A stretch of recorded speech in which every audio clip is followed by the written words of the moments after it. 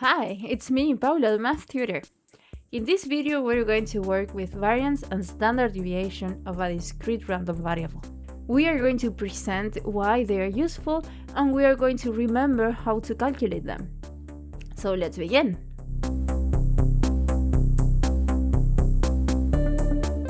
When working with a random variable and working with its probability distribution, we can calculate the mean or expected value, we can calculate the mode, we can calculate the median, but something that's also very useful to know is not only those values that are summarizing of the results of the variable. We may also want to know how they spread, how far or close they are to those numbers. And for that, we are going to use the concepts of variance and standard deviation.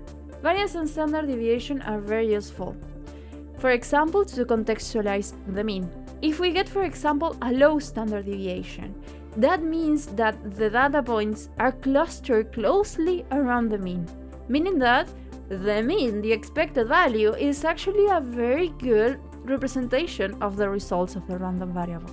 But if we get a big standard deviation, that means that although that number is kind of in the middle of all the results, kind of represents them, there are big variations between them, so it may not be such a good representation. If my standard deviation is big, then it may not be such a common occurrence. Standard deviation and variance also are a good measure of risk. In finance and investment, high standard deviation represents high volatility. For example, if you have a stock with a high standard deviation, that means that the value of that stock is going to change a lot. That could mean a higher risk, but it could also mean a higher result. If the stock has a low standard deviation, that means that the value of the stock doesn't change a lot, so it's a safe stock, but it may not give you such good rewards. Standard deviation and variance are also useful to analyze quality and consistency. In manufacturing and in engineering, consistency is, of course, crucial.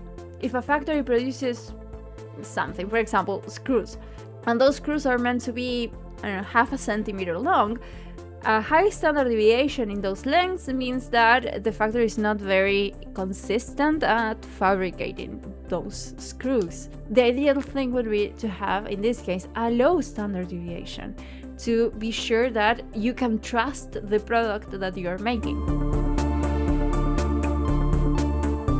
Let's remember how to find these numbers. I'm going to assume that you know these formulas. Let me know if you want me to do another video where I analyze the formulas and find them. But in this case, I'm going to assume that you know them. So consider a discrete random variable. The possible values of the variable are going to be x1, x2, up to xk. And the associated probabilities p1, p2, up to pk. If we do n trials of the experiment, we would expect to obtain these frequencies. For f1, p1 times n, for f2, p2 times n, and so on until fk, that will be equal to pk times n. To calculate the variance of the variable, what we are going to do is we are going to add the frequencies times xi minus the mean squared, and then divide everything by n, which is the number of trials. If you simplify this formula a little bit further, the frequency divided the number of trials is basically the probability of that particular outcome happening. So what we have is the sum of xi minus the mean squared times the probability, the sum of everything. That's basically the definition of expected value. So the variance of our random variable is the expected value of the variable minus its mean squared. To calculate the standard deviation, we're just going to calculate the square root of this. So we will end up with the square root of the variance, the square root of the sum of xi minus mu squared times pi. If a discrete random variable x has k possible values, then expected value, or the mean, is the product of the result of the variable times the probability. So it's the sum of the xi's times pi's. The variance we're going to write as var of x, or the Greek letter sigma squared. And that is going to be the expected value of x minus the mean squared, or the sum of xi minus the mean squared times pi for I between 1 and k. And the standard deviation that we can write as sigma of x is going to be the square root of the variance. So the square root of the sum of xi minus the mean squared times pi. The formula is not the easiest formula to use, but it's not that bad. Luckily though, you can also find variance and standard deviation with your calculator. So I'm going to show you with an example how to find the standard deviation and the variance with a calculator. Let's work with this example then.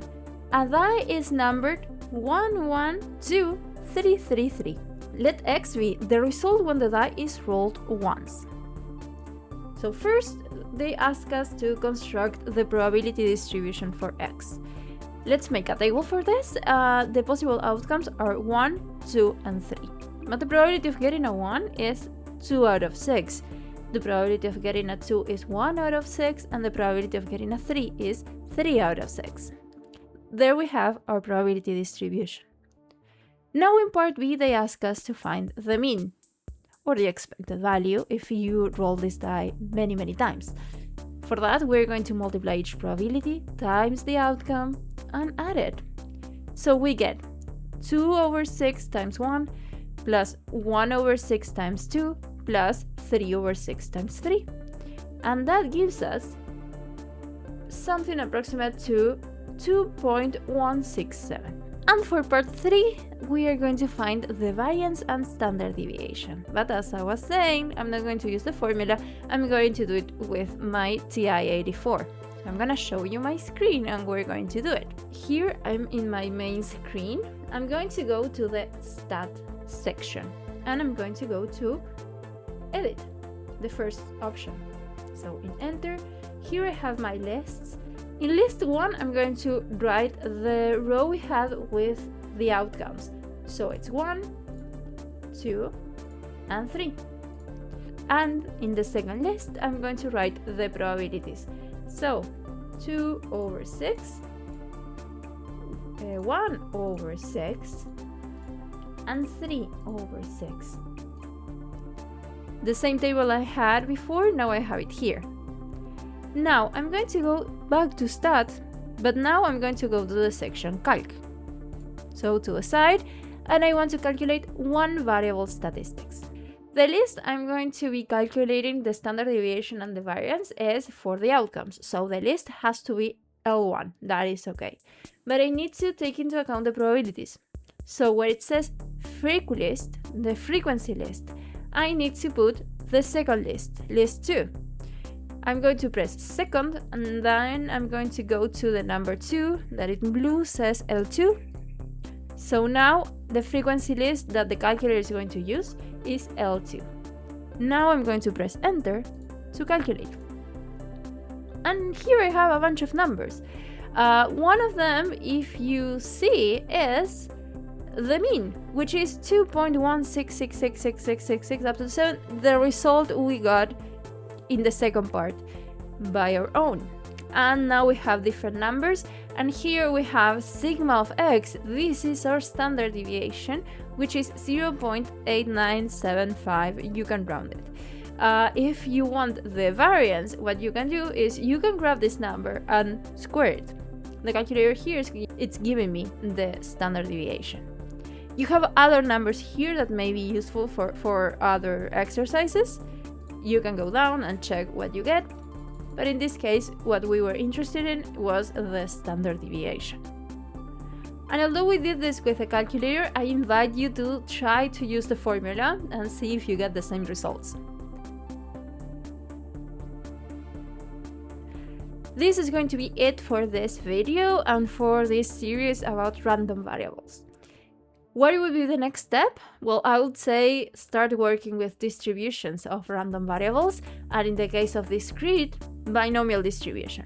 I'm gonna have another series of videos about that, so I hope to see you there. Bye bye!